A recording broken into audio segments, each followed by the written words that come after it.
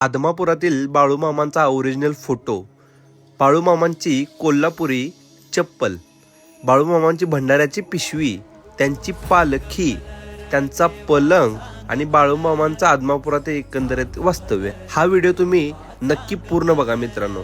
यामध्ये बाळूमामांनी आदमापुरात कुठं वास्तव्य केलं आणि त्यांच्या स्पर्शानं पावन झालेल्या वस्तू देखील दाखवलेल्या आहेत.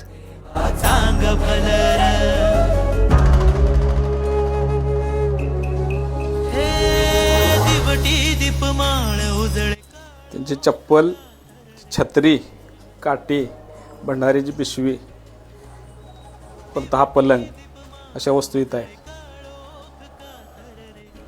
या व्यतिरिक्त जुनी धान्याची कोठारे, सुशोभित असा लाकडी वाडा, या सर्व गोष्टी बघायला आम्हाला बाळूमामा देवालय ट्रस्टचे अध्यक्ष धैर्यशील भोसले जी घेऊन गेले होते. जर हा व्हिडिओ तुम्हाला आवडला असेल तर कमेंटमध्ये नक्की जय बाळूमामा लिहा.